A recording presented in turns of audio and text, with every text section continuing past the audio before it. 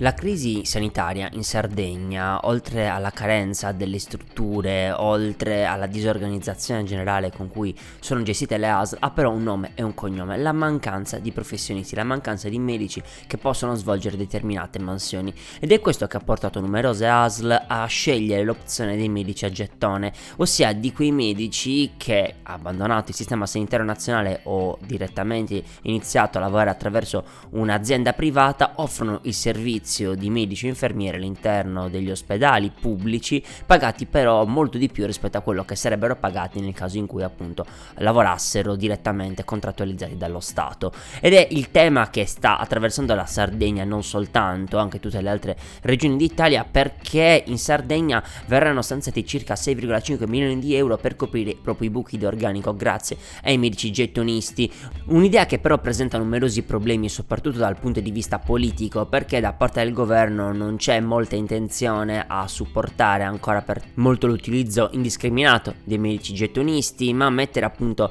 dei paletti sia dal punto di vista del monte ore sia dal punto di vista salariale. Si va infatti dagli 85 euro per il pronto soccorso e la rianimazione fino ai 75 euro per altri servizi medici. Per quanto riguarda invece gli infermieri, leggo dall'articolo che trovate oggi sulla Nuova Sardegna firma di Andrea Massida, pagina 4, si arriva a 28 euro, mentre invece il pronto soccorso è 25 euro per altri servizi. Da parte del governo però c'è la volontà di inserire altre richieste, quella ad esempio di avere un'assicurazione per colpa grave, in modo tale che appunto l'assicurazione non debba essere pagata dallo Stato, e poi la conoscenza della lingua italiana per i medici e gli infermieri che vengono dall'estero, e poi ancora deve dimostrare di avere delle qualifiche solide per svolgere questa mansione. Tuttavia, nonostante tutti questi paletti richiesti dal governo, a fare il prezzo, ovviamente, in questo caso, è il mercato. Lo racconta bene Alberto Beccio, che è un anestesista e imprenditore proprio nel settore della medicina a gettone, quindi quelle cooperative che offrono appunto i medici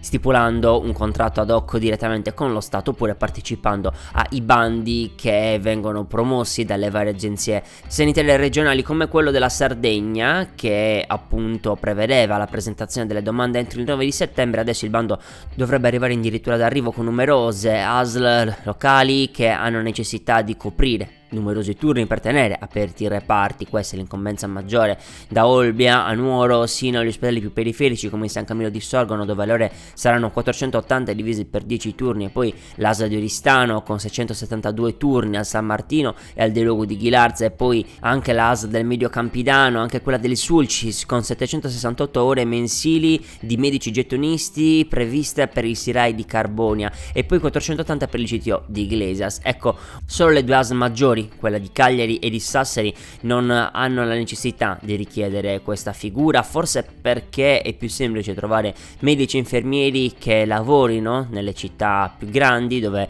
non bisogna fare lunghi viaggi in auto ad orari improbabili per riuscire ad arrivare al posto di lavoro. I turni sono sicuramente meno massacranti degli ospedali periferici e soprattutto si lavora in contesti molto più tranquilli. È un cane, come detto, che si morde alla coda. I medici gettonisti esistono perché i medici non sono pagati abbastanza all'interno del sistema sanitario nazionale. Le paghe sono basse rispetto al monte ore che devono coprire, i turni sono massacranti, ci sono poche persone perché ci sono stati nel corso degli anni poche assunzioni. E adesso siamo arrivati nella situazione in cui appunto le assunzioni non si riescono a fare perché si paga poco, e quindi i medici decidono di lavorare direttamente con il privato oppure con queste agenzie, perché tanto sanno che lavoreranno comunque nel sistema sanitario nazionale, però pagati molto di più. Io sono Alessandro Manno e oggi vi do il quadro d'insieme di martedì 3 dicembre.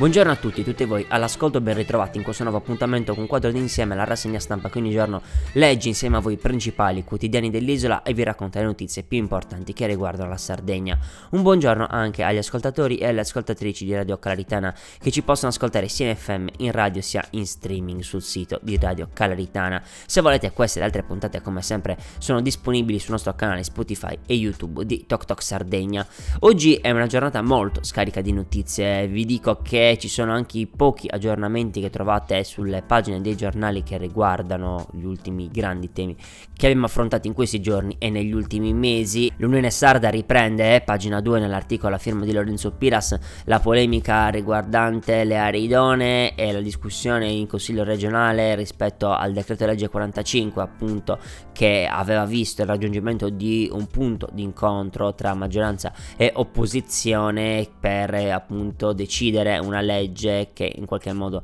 riuscisse a porre delle norme, delle regole rispetto alla costruzione di nuovi impianti di energie rinnovabili, eolico e fotovoltaico, e si dà notizia di una nuova manifestazione da parte dei comitati che si sono mobilitati per cercare di far pressione sul Consiglio regionale, appoggiati anche da alcuni sindaci delle aree interne che appunto richiedono la votazione, la discussione all'interno del Consiglio della legge Pratobello 24 iniziativa popolare. Ma sembra un po' che la spinta propulsiva anche politica che aveva ripreso le istanze dei comitati sia esaurita e che quindi si andrà con l'approvazione della legge. Questo almeno è anche quanto riportato oggi sulla Nuova Sardegna a pagina 7 nell'articolo a firma di Giuseppe Centore, perché si dovrebbe riuscire ad andare al voto entro la giornata di oggi. L'accordo non ha mostrato cenni di cedimento nel corso del weekend e quindi bisognerebbe votare per tutti i 5 articoli presenti all'interno del decreto di legge, con i primi 3, dice Centore, che sono quelli più significativi, e si dovrebbe quindi arrivare domani alle dichiarazioni di voto dei gruppi consigliari e poi al voto finale. Quindi domani